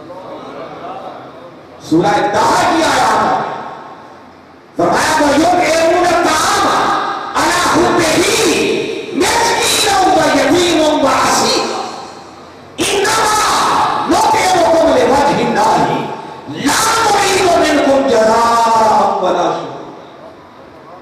فرمایا ہمارے کچھ بندے ایسے بھی ہیں جو اپنا کھانا کبھی مسکین کو، کبھی یتیم کو، کبھی قیدی کو دے دیتے ہیں، اور جاتے ہوئے انہیں یہ بھی کہتے ہیں کہ بابا جو کچھ تمہیں دیا کوئی بدلہ لینے کے لیے یا احسان کرنے کے لیے نہیں، لوجہ اللہ، بلکہ جو کچھ دیا فقط اس مولا کے ٹکڑے کی مسکراہٹ کی خاطر۔ وہ لوگ تھے کہ جن کو ان کے درجات میں تو حاضرین مکرم نچوڑ میں دے رہا ہوں گفتگو کا، بڑی توجہ سے سن لیں۔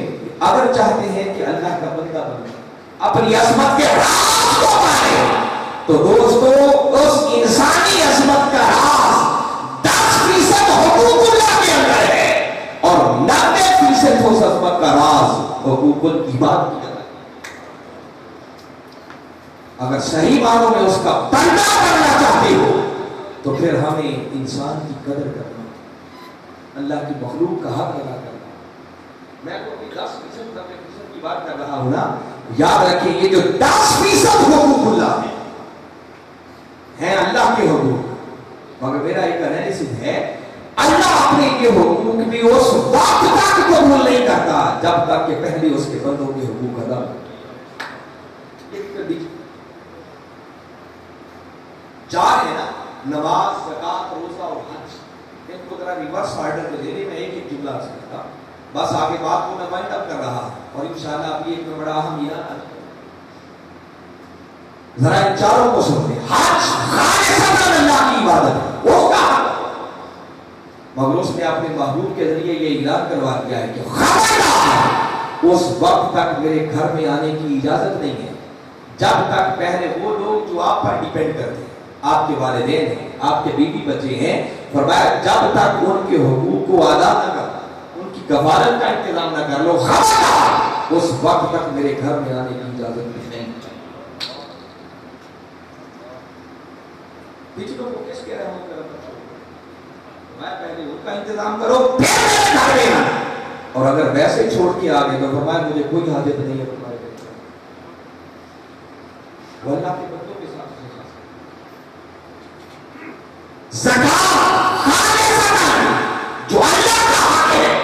آپ غور کریں جب زکات دیتے ہیں تو کیا اللہ کو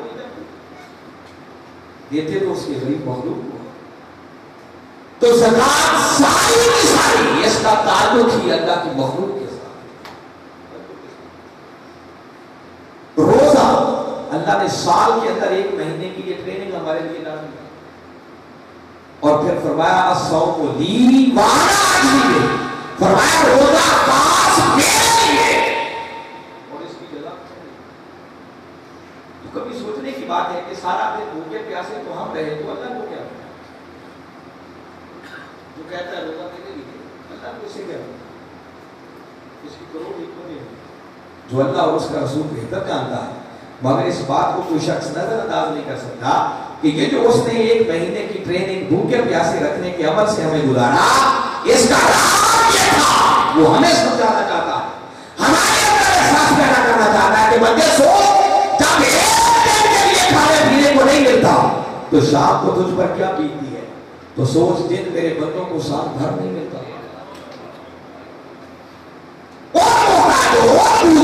اور ان حاجت مندوں کے احساس کو پیدا. میرے آقا نے یہ تو اتنا انکریج کیا اس بات پر، فرمایا جو رمضان کے مہینے میں کسی دوسرے کا روزہ افطار کروائے اس افطار کروانے والے کو بھی اتنا ہی اجر ملے گا جتنا کہ روزہ رکھنے والے کو ملے گا. صحابہ نے عرض کیا آقا ہم میں سے ہر کسی کے پاس اتنی استعداد نہیں ہے کہ پیٹ بھر کر کے کھانے کھلانے روزے افطار. آقا نے فرمایا یہ اجر پیٹ بھر کے کھانا کھلانے کا ہے. جس نے خالی ایک کھجور، پانی کی ایک گھونٹ یا دودھ کی ایک سپ سے بھی کسی کا روزہ افطار کروا دیا، فرمایا اس پر بھی اللہ اسے اتنا ہی اجر عطا کرے گا جتنا روزہ رکھنے. سوچنے کی بات ہے کیوں اتنا انکریج کیا جاتا ہے. اس کے اندر کوئی راز اور حکمت ہوگی کہ آپ نے ایک کھجور کسی دوسرے کو کھلا دی تو اجر وہ ملا جتنا روزہ رکھنے والے کو. کوئی حکمتیں ہوگی مگر اس بات کو پھر نظر انداز نہیں کیا جا سکتا کہ راز یہ تھا کہ آقا اس بات پر انکریج کرنا چاہتے ہیں کہ بندے جب تک اپنے حق کو دوسروں پر قربان کرنا نہیں سیکھتا، اپنے سکھ کو دوسروں کے دکھ پر قربان نہیں کرتا، فرمایا سارا مہینہ بھی روزے رکھ کر سمجھتے روزہ نام ہے جذبہ انصاف اور جذبہ قربانی کو پیدا کرتا. اگر دوسروں کی خاطر اپنا حق قربان کرنا نہ سیکھا تو روزے سے ہمیں کچھ نہیں. پھر آپ کبھی غور کریں کوئی شخص بغیر کسی شرط کے روزہ چھوڑے تو اللہ نے پہلا حکم تو یہ دیا کہ اس کی سزا یہ ہے کہ مسلسل 60 روزے ہوں تاکہ تمہیں مزید احساس ہو. آپ تو 60 روزے نہ رکھ سکے پھر کیا کریں؟ فرمایا میرے کسی غریب کو غلام گردن کو آزاد کروا دو، تمہاری غلطی معاف کر دی جائے. اپنے بندوں کے ساتھ اب غلامی کا دور نہیں رہا، جو غلام آزاد نہ کروا سکے وہ کیا کرے؟ فرمایا اگر وہ کرنے کی معافی چاہتا ہے، ایک روزہ چھوڑا ہے، میری 60 غریب بندوں کو 2 وقت کا کھانا کھلا دو، تمہاری اس غلطی کو معاف کر دو. کبھی عبادت کے اس راز کو بھی سمجھو، حتیٰ کہ نماز تو خالص اللہ کی عبادت ہے. آپ نے کبھی سوچا گھر میں نماز پڑھے تو ایک نماز بس پڑھ اور وہی نماز اگر مسجد میں جا کر باجماعت ادا کرے تو کتنی نمازوں کا ثواب ہے؟ تو 27 گنا اجر کیوں بڑھ گیا؟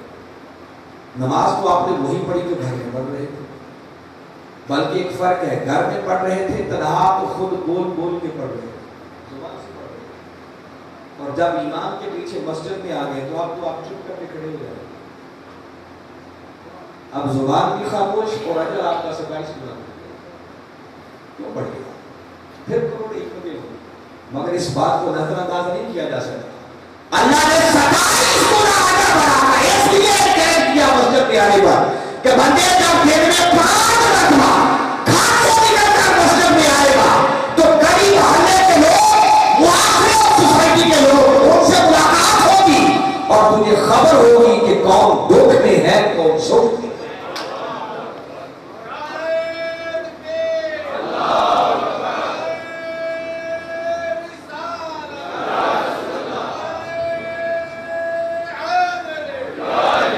تو بندوں کے ساتھ جو ایک تعلق قائم ہوا، اللہ نے اس تعلق کی وجہ سے 42 گنا آپ کی عبادت کا اجر و ثواب.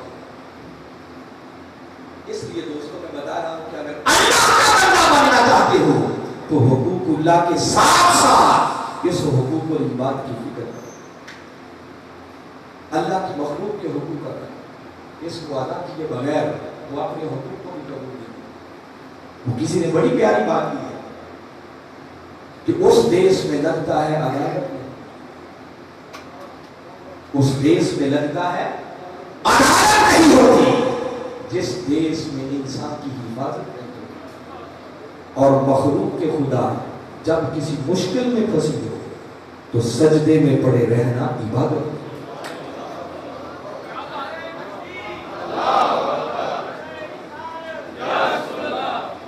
عبادت کرو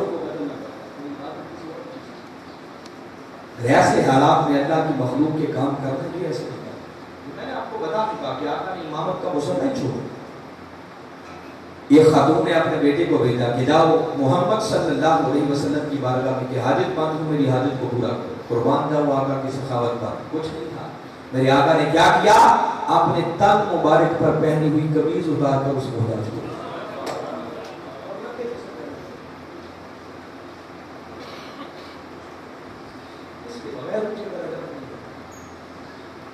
تو حقوق اللہ اور حقوق العباد دونوں کو ملائیں تو تب جا کر صحیح معنوں میں بننے کا.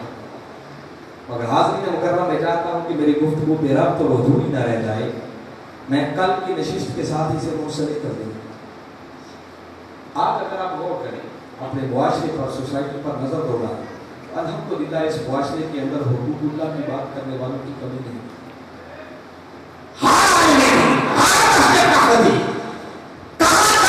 محلے محلے لوگ سے قرآن کی نشستیں اور اس طرح کے پروگرام تو ہر آدمی یہی دعوت تو دے رہا ہے کہ نماز پڑھو زکات دو روزے رکھو حج کرو نیک کام کرو.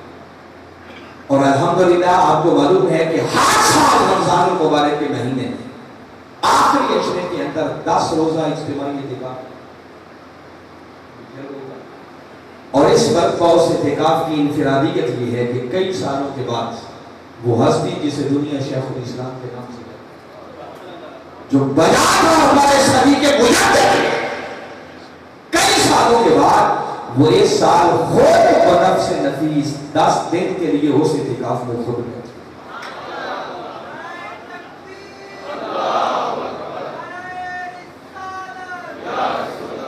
خوش نصیب ہوں گے وہ لوگ جن کو یہ سنگت اور صحبت رسے. آج اس کی رجسٹریشن کا آخری دن.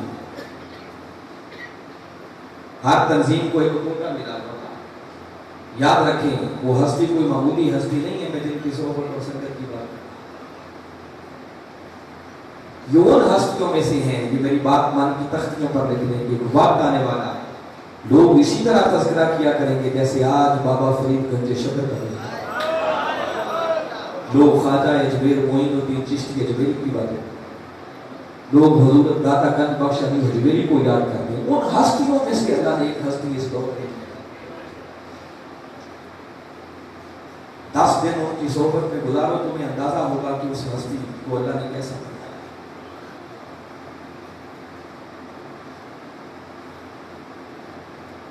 کوشش کریں جس کو بیٹھنے کی توفیق مل جائے. ویسے تو اس وقت کا آلریڈی پریشر اتنا ہے چونکہ یہ حبس ہے گرمی ہے بارشوں کا موسم ہے گراؤنڈز میں ٹینٹ لگا کے کوئی اعتکاف ہو نہیں.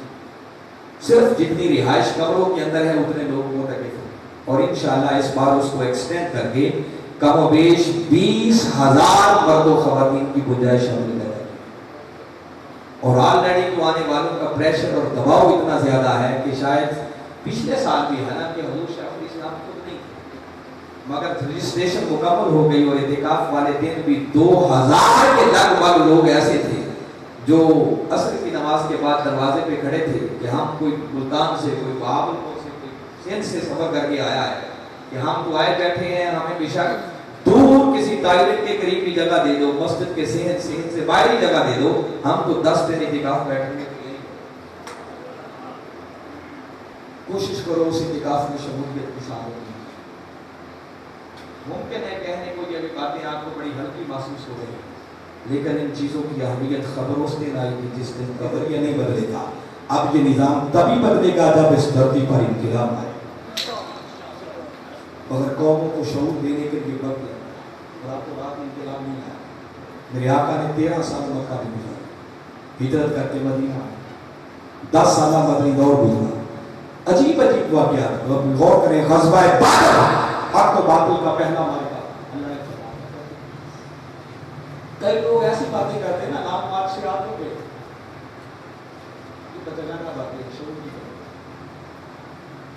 तहरीकों के अंदर बड़े उर्दू ज़बान, कभी आगे बढ़ना पड़ता है, कभी नीचे वाला गाँव। गारब से फिक्र लेने के लिए आंखें बंद करके नहीं, आंखें खोल के चलो। अब क्या करें? सुलह आगे देखें। ग़ज़वा पहले में फतह हो गई। ग़ज़वा उहद जीतने के बावजूद चंद कारकुनान की सुस्ती की वजह से, आका की क़यादत के बावजूद जीती हुई जान शिकस्त हो गई। क्या कहें?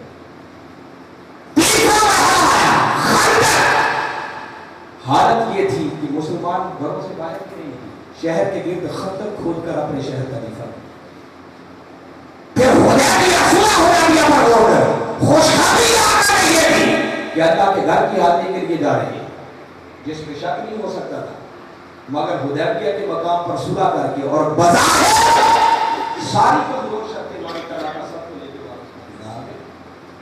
ऐसे हालात में कौन सोच सकता था कि इंतज़ाम, मगर 2 साल नहीं बीते थे कि मेरे आका 8 हिजरी में फातिहाना शान से मक्का की सरजमीन में दाखिल हुए। 23 दिसंबर और मार्च दिन उरूज था।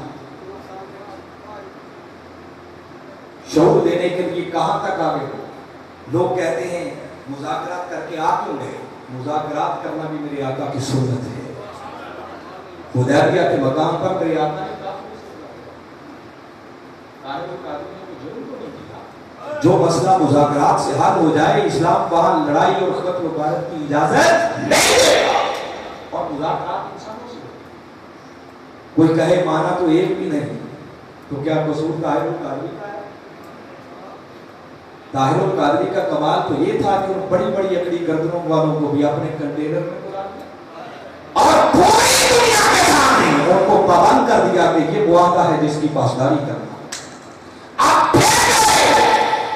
तो मजा तो तब था ना, कौन उनका इसके साथ इलेक्शन में धुतकार देती है और फिर कौन उन्हीं को गले से लगा।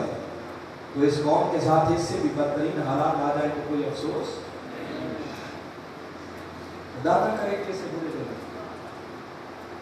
मगर 11 मई के धरने के बाद हमारी एफर्ट खत्म नहीं हुई। याद रखो, हमारी जंग किसी शख्सियत के साथ नहीं, किसी सियासी जमात के साथ नहीं।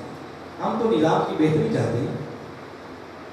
हम तो मौजूदा बरसरे इक़्तिदार हुक्मरानों से भी यही 10 बस्ता गुजारिश है हमारी कि इस निज़ाम को बदल दे। हमें क्या जरूरत है कि ऐसे लोगों को सड़कों पर निकालें, नामवाज कर देते हैं और ये करें।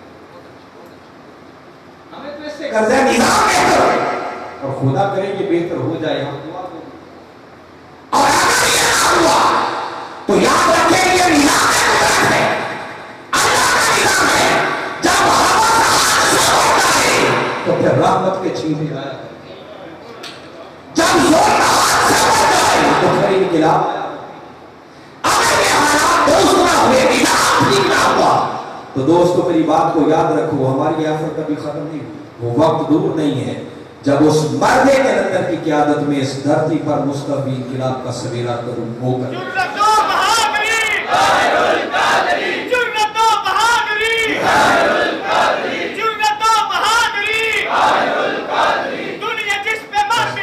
मगर याद रखें, इनक़िलाब सिर्फ मिनहाजुल कुरान के चंद लोगों की वजह से नहीं है।